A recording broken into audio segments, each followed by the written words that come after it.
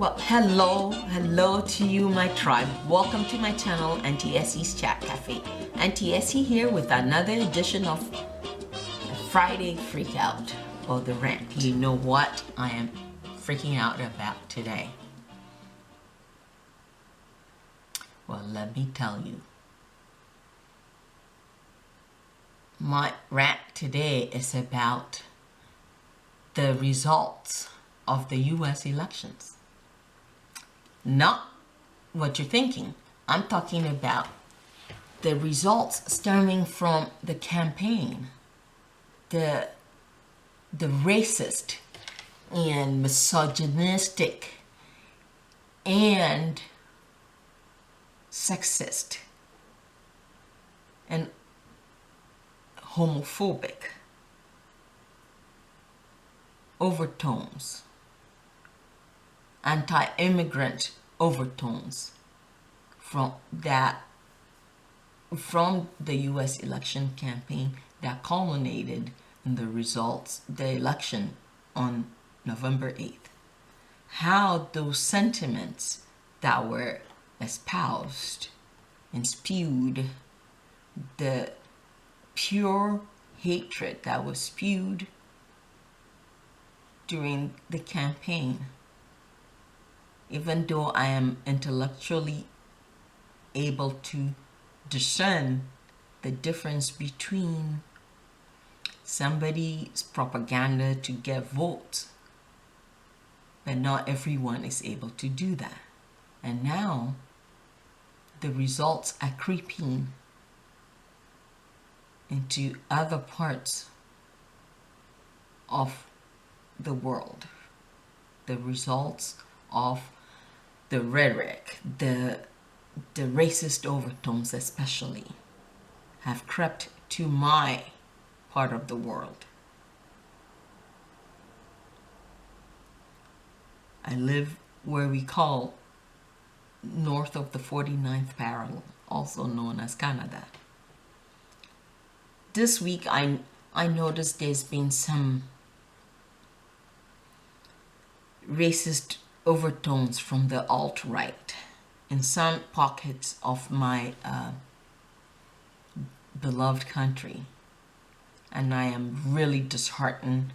So I decided that this is the perfect platform for me to speak out against that, to let you know, whoever you may be, that I for one will not be standing for any foolishness of that sort.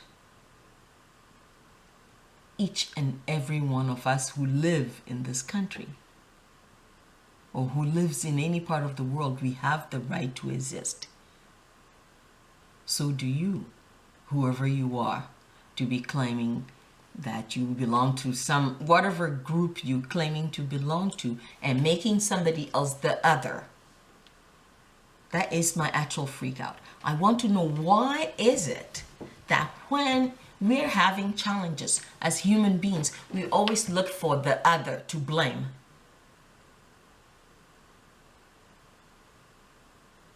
The people you're blaming, you know, whatever immigrant group you're blaming, or race, ethnic group, culture group, or race group you're blaming, are not responsible for your life challenges.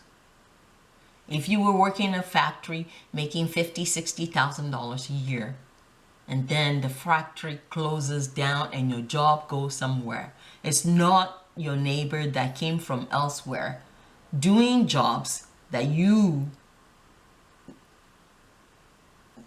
do not want to do. It is not their fault.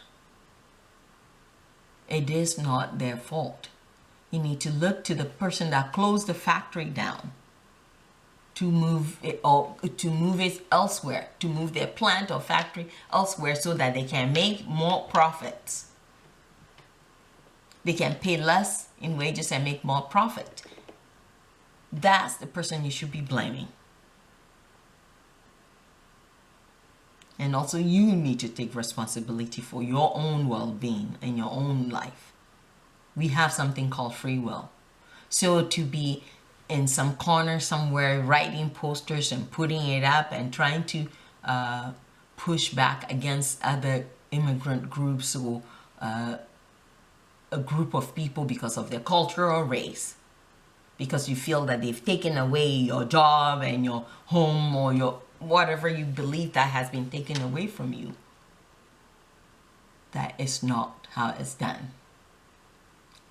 So my rant is, why is it that when you were thriving or when you're thriving, I'm asking all of us this, why is it that when we're thriving and we're successful, we don't point fingers at the other? Say, oh, thank you. It's your doing that I'm doing so well. Thank you. But yet, as soon as something is not right, we go to our baser instincts and start blaming the other, looking for the other, somebody to paint into a corner, somebody to vilify, to blame for our issues. That is my challenge to you. Why is it that when your life functions well and you're making your money, or whatever it is that you feel your life is a certain way, why is it that you don't give gratitude or thank the person that you're now blaming? But as soon as something goes wrong, you're looking for somebody, the other race, the other group, to blame, that it's their fault, they're responsible for what is happening to you. The reason why I'm doing this rant is, once again, there has been some alt-right posters popping up in some neighborhoods in my city. And I think we all need to be aware. Personally, for me, when I woke up and saw the US election results, I was afraid. In some ways, I'm still afraid. But even being afraid, I'm not going to be stopped from living my life. It's not going to stop me from living my life. But the one thing that I am glad I have this platform and I'm going to stake is, I will be speaking out against anyone the way I've always done. I will still speak out against anyone that behave in a way that I find prejudicial, I find racist, I find stupid. I will be speaking out against it. I won't stand for it.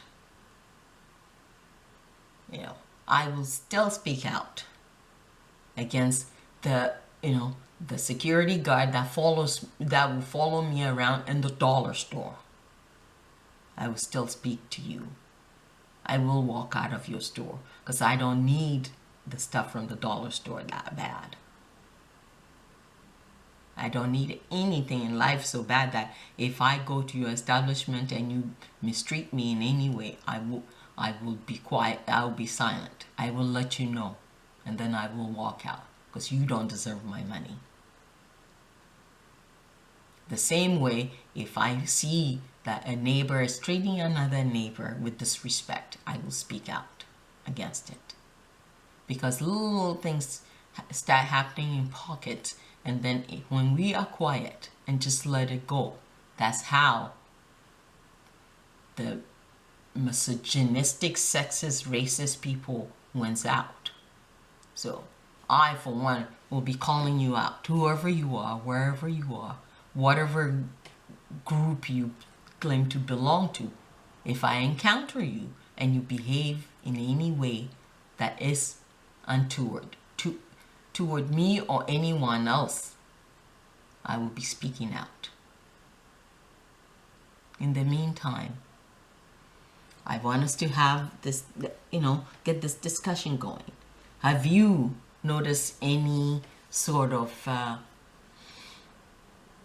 increase discriminatory activities in your community, in your neighborhood, where you live, in your city, in your country, in your state, in your province? Let's have that discussion going. And that's the first question. And second question, how willing are you to speak up if you see something? if you witness something, if you experience something, or somebody experienced something. And I'm saying this again, this became my rant. As a matter of fact, I did the series on the Spirit-filled Sunday about speaking up. But this is so essential, this is so important that it became my rant this Friday. So I truly would love to hear from you. Have you experienced any increase in any prejudicial behavior towards you or people you know or your neighbors? And what have you done? Were you brave enough to say anything? Were you afraid? Are you afraid? How afraid are you? I would love to have this discussion. So please remember to comment down below. And this is Auntie Essie saying, thank you so much for watching this Friday Freakout. We'll see you again next Friday. Oh, and by the way, if you haven't subscribed to the channel yet, press that subscribe button. And I thank you so much for watching, and stay blessed.